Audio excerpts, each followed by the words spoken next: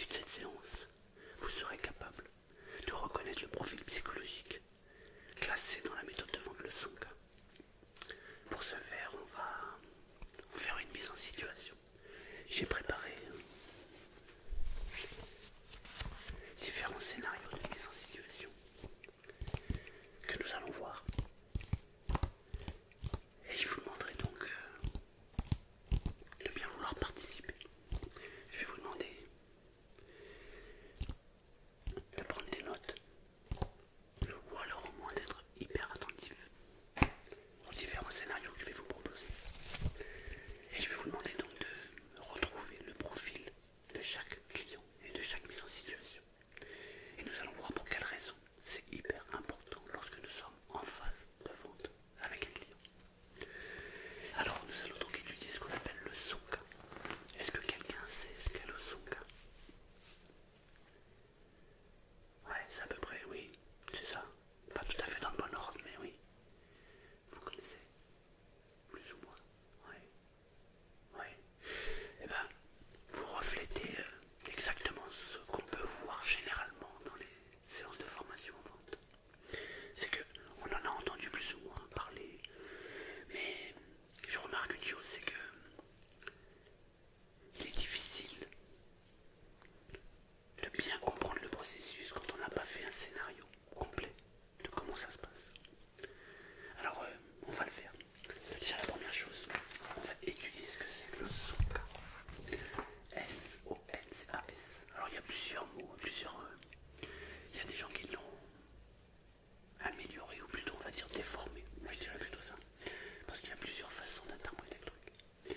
Alors, le Sonka, ça veut dire quoi? Ça veut dire, par exemple, le S de Sonka, ça veut dire sécurité. Le O veut dire orgueil. Le N, nouveauté. Le C, confort. Le A, argent. Et le S pour sympathie. Le Sonka, qu'est-ce que c'est? Eh bien, nous sommes tous amenés à un moment donné dans notre vie, par rapport à notre situation de vie du moment, d'être dans cette catégorie de personnes. Il y a des fois, pour un produit donné, je vais plus m'intéresser à la sécurité que le produit va m'apporter, plutôt qu'à l'argent. Alors que ça peut être l'inverse pour quelqu'un d'autre. Je vais par exemple m'intéresser plus à la sympathie que j'ai par rapport au vendeur, par rapport au contact que j'ai avec la personne qui est en face de moi, plutôt qu'au produit. Parce que le produit est le même partout. Et ce qui va faire la différence, c'est la sympathie. Il y a des gens qui seront plus centrés sur l'orgueil. L'orgueil est plus important. Il y a des gens qui seront plus intéressés pour la nouveauté. Et ce Sonka, on y est tous confrontés à un moment donné. Tout dépend du produit que l'on recherche et tout dépend du moment où on va le chercher. Alors, je vais d'abord vous expliquer des situations données par rapport à chaque thème. Donc la sécurité. Les gens qui se focalisent sur le Sonka, le S du Sonka, c'est donc la sécurité. Et ce sont des gens qui ont horreur du risque. Donc ce sont des gens qui ont besoin d'être protégés, qui ont besoin d'être pris en main. Ce sont des gens, ils vont vous donner des expressions comme vous êtes bien sûr que ce produit, vous pouvez me garantir que vous êtes prêt à vous engager à... Ça, ce sont des phrases types. Et vous, dans votre argumentaire de vente, vous devez donner ces mots. Ah, vous savez, ce produit est garanti. La fiabilité de ce produit a été testée.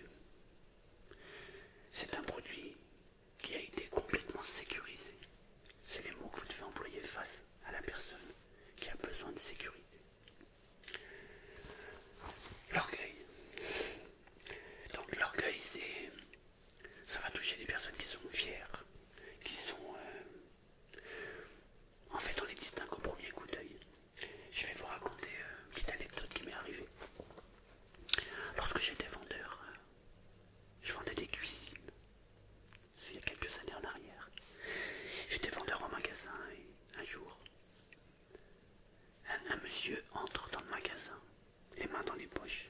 Il avait un jean troué. Il était habillé, on va dire... comment je pourrais dire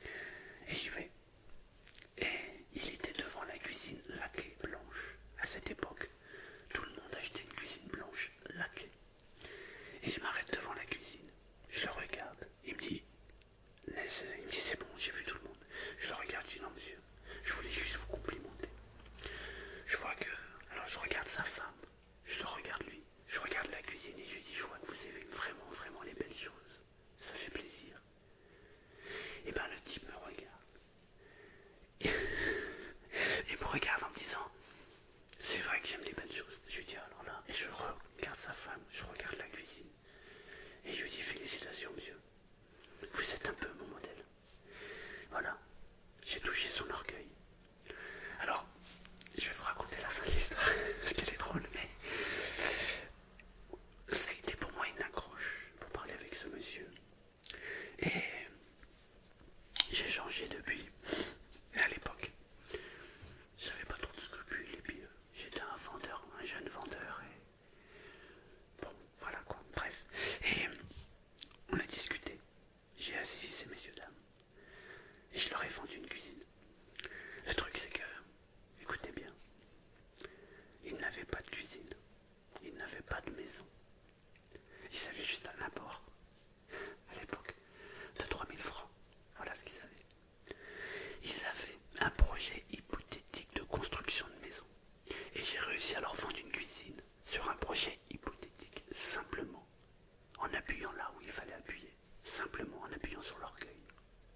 Voilà, je ne suis pas spécialement fier de ce vente, hein, même si ça me fait rire parce que la psychologie humaine m'a toujours intéressé, mais bon, voilà, c'est juste pour vous dire que à partir du moment où vous allez être confronté à des situations de vente, si vous faites bien attention au profil psychologique de la personne qui est face à vous, vous pouvez vendre n'importe quoi à n'importe qui. Je finis la petite histoire avec ces gens-là. Donc, on a signé le bon de commande.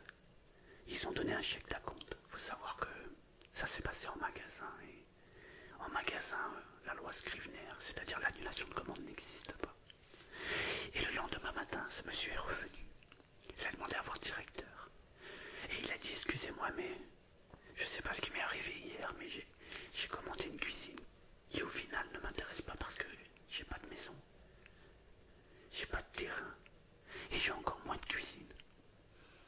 Voilà, il est venu annuler. Bon, la petite histoire dit qu'il n'a pas pu annuler parce que c'était une vente en comptant en magasin. Bon, ça c'est autre chose. Juste pour vous dire que l'orgueil, faites attention à ça quand vous avez votre propre orgueil, ne tombez pas dans le piège. Mais c'est une façon aussi de faire des ventes. Ensuite, dans le Sonka, vous avez la nouveauté. Alors la nouveauté c'est simple, vous avez un exemple flagrant, c'est pour le téléphone, les Apple par exemple. Aujourd'hui avec les iPhones, dès qu'un iPhone sort, vous avez les gens qui sont à fond, qui font la queue, qui dorment devant. Ce sont des gens qui sont réceptifs à la nouveauté. Et lorsque vous les rencontrez, si vous leur parlez, en leur disant oui, ça c'est un canapé qui a déjà 3 ans, vous ne ferez pas la vente. La seule façon de faire la vente, c'est de leur dire c'est le dernier modèle. Voilà, ce sont des gens qui sont accros à la nouveauté. Vous les reconnaissez très rapidement puisque ils vont vous dire que ce qu'ils veulent c'est tout ce qu'il y a de nouveau. Donc il suffit simplement de leur dire c'est la dernière nouveauté, c'est le dernier produit qui vient de sortir, on ne fait pas mieux sur le marché aujourd'hui, etc., etc. Ensuite vous avez le C. Confort. Confort, ce sont des gens qui privilégient voilà, le confort au prix. Le confort, ça va aller avec la qualité, confort-qualité. Ce sont des gens qui veulent une solution et surtout que ce soit bien tranquille, qu'il n'y ait pas de problème par la suite. Ce sont des gens qui veulent être un peu dans la sécurité, mais ils veulent surtout se dire qu'ils ne se prennent pas la tête. Vous par exemple, si vous leur présentez un mode d'emploi, il faut leur dire que ce mode d'emploi peut être compris par un enfant de 10 ans. Il n'y a rien de plus simple. Voilà, ça c'est des gens qui veulent du confort et que tout soit carré. Ensuite vous avez l'argent. Alors l'argent c'est facile à reconnaître puisque ils vont vous parler d'argent systématiquement. Ils vont vous dire que avant même que vous ayez commencé, ils vont vous dire à quel prix ça vaut, est-ce qu'aujourd'hui je peux avoir une remise, etc. Je vais vous raconter une petite anecdote. À un moment j'étais vendeur sur les foires. Et c'était sur la foire de Lille. Et j'étais comme ça sur le stand et j'attendais que les clients passent. Et là je repère un couple. Et moi je me fie à mon instinct tout le temps. Et je les vois, et je dis messieurs dames bonjour. Et on commence à discuter. Et il me dit je suis désolé on n'a pas le temps. Et on discute, et je lui dis mais vous êtes venu pourquoi sur la foire? Et là le monsieur monsieur me dit, bah pour faire des affaires. Parce que je sais qu'ici, il y a moyen de gagner beaucoup d'argent par rapport aux achats qu'on pourrait faire en magasin. Donc c'est la chose qui m'intéresse. Donc il était plaqué sur argent. Et je lui ai dit, écoutez monsieur, aujourd'hui c'est le dernier jour de la foire. Si vous voulez bénéficier du prix foire, il faut qu'on se voit impérativement. Si vous voulez, je viens tout à l'heure, dès qu'on a fini, à la maison, chez vous. Vous me présentez les plans de votre maison et je vous fais une étude à la maison. Et au niveau du prix, le directeur est ici. On va pouvoir vous faire un prix intéressant. Et il me dit ok. Et ce qui est rigolo, j'ai insisté lorsque j'ai fait ma présentation de produit sur le prix. Et je lui ai dit, vous savez, vous allez bénéficier du prix, par contre il va falloir prendre une décision. Avant même que j'ai fini ma phrase, il s'était levé, il avait pris son téléphone fixe et il m'a dit, tenez, appelez votre directeur, je veux le meilleur prix. Voilà, et j'ai conclu la vente. Pour la petite histoire, j'ai vendu une cuisine et une salle de bain. À l'époque, c'était en francs, pour vous donner une idée. J'ai fait une vente à 165 000 francs. Pour ceux qui ont connu les francs, c'était une très jolie vente. Voilà, donc ça, c'est l'argent. Dès que vous avez ciblé votre client, il n'y a rien de plus facile. Ensuite, vous avez la sympathie. Alors la sympathie, c'est quelque chose qu'on trouve beaucoup, notamment chez les personnes âgées. C'est-à-dire que ce sont des gens qui vont dire j'ai pas forcément besoin du produit, ou je sais que ce produit il est partout pareil, mais vous, je vous trouve sympa, vous êtes souriant, on voit que vous êtes proche des gens, vous avez de l'empathie. Alors ces gens-là font affaire avec vous, tout simplement. La sympathie, c'est quelque chose qui peut vous faire conclure beaucoup de ventes. Voilà les différents profils qu'on peut trouver avec le son. Alors ce que j'ai fait, ça va être à vous de travailler, mes amis.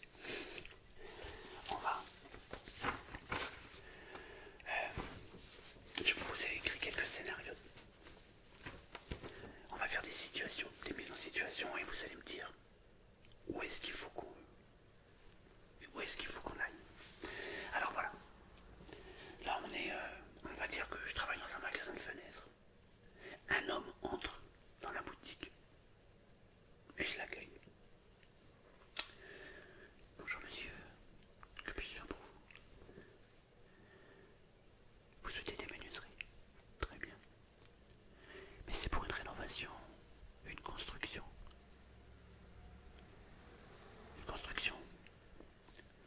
Vous avez eu l'accord du permis de construire? D'accord. Et vous avez construit quel type de maison? Une villa contemporaine. Ultra moderne. Vous aimez le moderne? Ah oui. Et l'intérieur de chez vous, vous l'avez imaginé comment? Ultra design. Avec... Vous avez repéré un canapé qui vient de sortir chez Ikea. D'accord. Bah écoutez, et vous faites construire chez qui? Le dernier modèle de chez Kaufman & Broad. D'accord. Très bien. Alors voilà mes amis, d'après vous, ce client, comment on doit l'aborder dans le profil du Sonka? Sécurité, orgueil, nouveauté, confort, argent ou sympathie? Je vous écoute. Vous avez trouvé? Bien. Évidemment, c'est nouveauté. Deuxième scénario. Vous êtes toujours dans un magasin de fenêtres. Vous avez un couple qui entre et vous les accueillez. Bonjour monsieur, bonjour madame. Que puis-je pour vous? Vous voulez changer vos fenêtres? Très bien. Et c'est pour une rénovation, pour une construction? Une rénovation. Vous avez apporté vos mesures? D'accord. Ouais. Si elles sont chères, nos fenêtres? Bah en fait ça dépend de ce que vous voulez. On a différents modèles et différentes gammes. On a 3 types de gammes. Laquelle ont le meilleur rapport qualité-prix? Bah on va voir ça aussi. On va voir ce que ça peut donner. Après ça dépend des options que vous voulez y mettre. Non, vous voulez pas d'options? D'accord. Alors, quel est le profil de ces gens-là?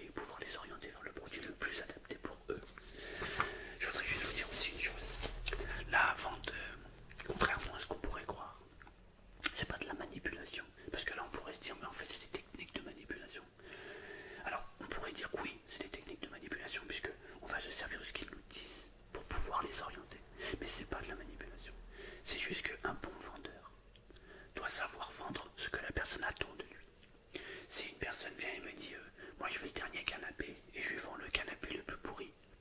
Alors soit je suis un enfoiré, soit je suis un mauvais vendeur, soit j'ai rien compris, peut-être que je suis les trois. Par contre si une personne vient et me dit voilà, je veux la poussette la plus sécurisée du marché, c'est mon devoir d'entendre ce qu'elle veut et de lui vendre la plus belle des poussettes, la plus sécurisée possible, tout simplement. La vente, c'est une question d'écoute. On dit souvent qu'un bon vendeur, c'est un vendeur qui parle beaucoup. C'est totalement faux. Un bon vendeur, c'est un vendeur qui sait très bien écouter. Et je vous invite à écouter. Soyez attentifs à ce que les gens vous disent. Mais je vais même faire un parallèle. Dans la vie de tous les jours, c'est exactement la même chose. Lorsque vous êtes avec quelqu'un, si vous vous mettez à parler, la personne va s'ennuyer et elle va dire « il me saoule ». Si maintenant vous faites l'inverse, vous êtes dans une discussion avec quelqu'un et vous faites tout pour que la personne discute, tout pour que la personne parle, elle va s'ouvrir et elle va dire « waouh, j'adore quand tu parles ». Alors vous n'avez pas parlé, vous n'avez simplement qu'écouté. C'est une des façons de capter l'attention des gens, c'est de savoir écouter. La vente, c'est la même chose. Plus vous allez écouter, plus vous allez être attentif à ce que la personne qui est face à vous vous raconte, et plus la vente sera facile. Et il ne s'agit pas de manipulation, il s'agit simplement de savoir écouter pour savoir vendre ce qu'il faut à la personne en face. Voilà. Non, je dis ça parce que c'est vrai que la profession de vendeur est souvent mal vue, quoi. Alors que c'est une profession qui est juste merveilleuse, merveilleuse. C'est un métier où il faut avoir beaucoup d'empathie. Il faut aimer les gens. Si vous n'aimez pas les gens, que vous n'avez pas d'empathie, faites autre chose. Un autre cas, vous êtes vendeur dans une boutique spécialisée dans les cuisines. Un client vous interpelle pour l'achat d'une cuisine. Bonjour monsieur, que puis-je pour vous? Bonjour, je voudrais changer ma cuisine. Bien sûr, et vous préférez le moderne ou le rustique? Oh, plutôt moderne, je voudrais une couleur un peu flashy. J'ai envie de changer. Ah, en ce moment, vous savez, il y a le rouge qui se vend très très bien. Non, non, je préférerais un modèle unique. Alors très bien, je peux vous proposer du sur-mesure. Et il n'y a que moi qui aurai ce modèle. Là, on est dans quel type de profil?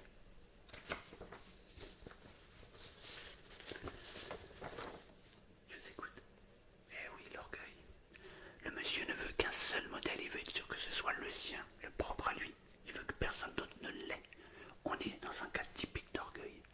Le mec, il veut la plus belle cuisine, il veut la plus belle femme, il veut le plus... C'est uniquement une question d'orgueil.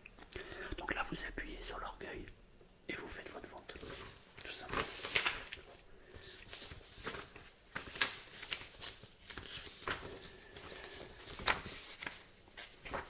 Vous êtes vendeur dans une boutique spécialisée en électroménager.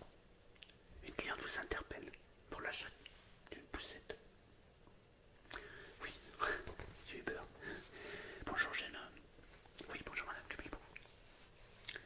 Bah, ma télé a rendu l'âme ce matin en plein milieu des feux de l'amour et j'ai jamais raté un épisode, alors il faut impérativement que je la remplace. Les feux de l'amour. Oh, c'est génial. Ma mère non plus n'a jamais raté un épisode. Ah ouais? Oh, elle doit être bien votre maman. Elle a quoi comme télé? Bah là celle-ci. Bon, elle est un peu chère par rapport à mon budget. C'est drôle. C'est exactement ce que maman me dit lorsqu'elle est venue l'acheter. Mais maintenant elle regrette pas parce que il y a la qualité qui est dedans et en plus le son est juste génial. Quand elle entend les feux de l'amour, ça la titille. Ah, vous me faites vraiment penser à ma mère, vous. Bah écoutez, je vais la prendre. D'après vous, c'est quoi? Eh ben c'est la sympathie. On est basé sur la sympathie dans le sens où on a fait un parallèle entre sa propre vie, sa propre histoire avec la personne qui vient en face de soi.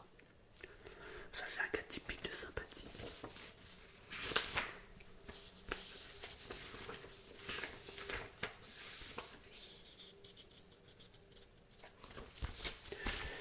Donc là on a vu toute la possibilité du son cas. Donc sécurité, orgueil, nouveauté, confort, argent et sympathie.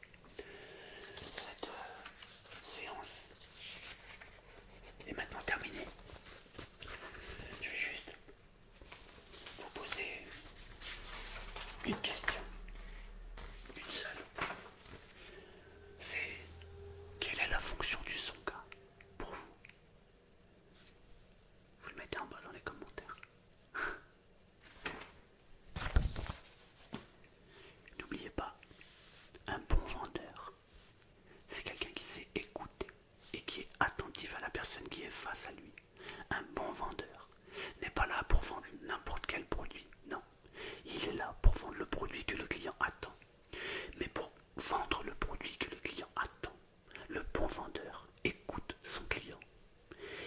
plus de